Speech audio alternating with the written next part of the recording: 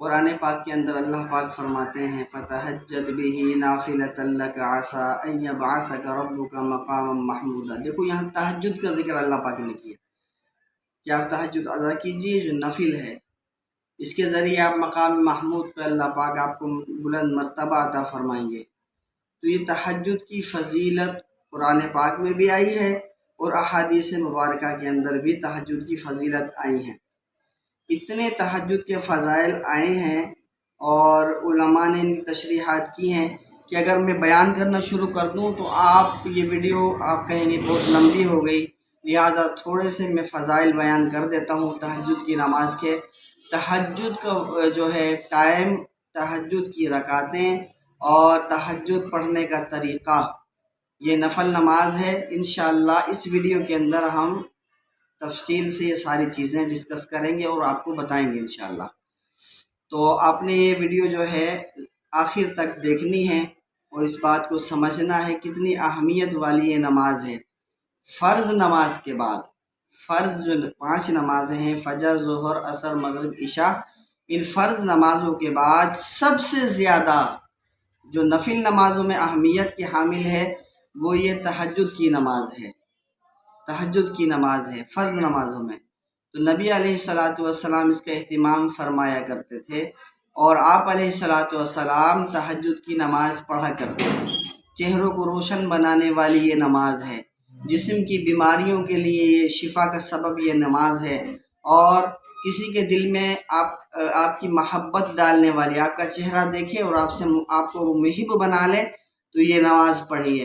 دل کی بیماریوں کے لیے یہ نماز شفا ہے، اور جسم کی بیماریوں کے لیے، ڈپریشن کے لیے، وسوسوں کے لیے یہ اللہ کا انعام ہے، اللہ کی نعمت ہے اور اللہ کا تحفہ ہے یہ نماز۔ اس کا وقت عشاء کی نماز کے بعد سے لے کر فجر سے پہلے، یہ پوری رات ہے، یہ اس کا وقت ہے۔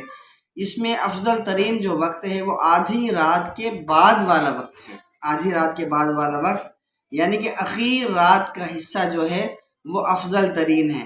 لیکن کوئی آدمی اٹھ نہیں سکتا اور وہ روزانہ نیت کرتا ہے۔ دیکھو اس اللہ پاک کتنا کریم رحیم ہے کہ اگر ایک آدمی نیت کر کے سوتا ہے کہ میں تہجد کی نماز پڑھوں گا اور اس کی آنکھ نہیں کھلتی، سویا رہتا ہے، تو اللہ پاک اسے بغیر پڑھے تہجد کا ثواب عطا فرما دیتے ہیں۔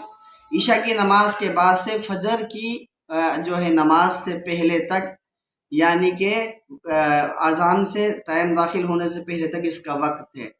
اس کی رکعتیں کم سے کم 2 رکعتیں ہیں، اور مختلف احادیثوں میں یہ بات ملتی ہے۔ آپ علیہ السلام نے 2 بھی پڑھی ہیں، 4 بھی، 6 بھی، 8 بھی، اس سے زیادہ بھی پڑھی ہیں، لیکن جو آپ کا معمول تھا، افضل جو طریقہ ہے وہ 8 رکعتیں ہیں، کم سے کم 2 اور 8 رکعتیں۔ آپ علیہ الصلاۃ والسلام کے بارے میں آتا ہے آپ رمضان میں اور غیر رمضان میں 11 رکعتیں تہجد قیام اللیل کیا کرتے تھے، پڑھا کرتے تھے۔ اس میں 3 وتر واجب ہوتے تھے اور 8 رکعتیں تہجد کی نماز ہوتی تھی۔ لیکن وہ اپنی طبیعت کے اوپر ہے، اگر کسی کا جو ہے نا وہ 8 نہیں پڑھ سکتا تو وہ 6 پڑھے، 6 نہیں پڑھ سکتا تو وہ 4 پڑھے، 4 نہیں پڑھ سکتا تو وہ 2 پڑھے، کم سے کم 2 رکعتیں پڑھے۔ اور میں نے آپ کو بتا دیا افضل ترین جو ٹائم ہے، وقت ہے، وہ بھی آپ کو بتا دیا، رکعتیں بھی آپ کو میں نے بتا دی ہیں۔ تو اب اس کا طریقہ یہ 2 رکعت بھی آپ پڑھ سکتے ہیں اور 4 رکعت بھی آپ پڑھ سکتے ہیں، لیکن ان دونوں میں جو افضل طریقہ ہے وہ 2 رکعت ہی پڑھنا ہے، 2 رکعت کے بعد سلام پھیرنا ہے، سمجھ گئے؟ اور ایک آدمی اگر نہیں اٹھ سکتا، روزانہ نیت کرتا ہے، تو وہ رات کو عشاء کی نماز کے بعد ہی پڑھ کر سو سکتا ہے، اس کا تہجد ادا ہو جائے گا۔ بات سمجھ میں آئی ہے؟ تو وہ عشاء کے بعد ہی پڑھ کر سو جائے، لیکن افضل جو طریقہ ہے وہ یہی ہے کہ پہلے عشاء کی نماز پڑھ کر سو جائے اور پھر اٹھ کر یہ نماز ادا کرے آدھی رات کے بعد۔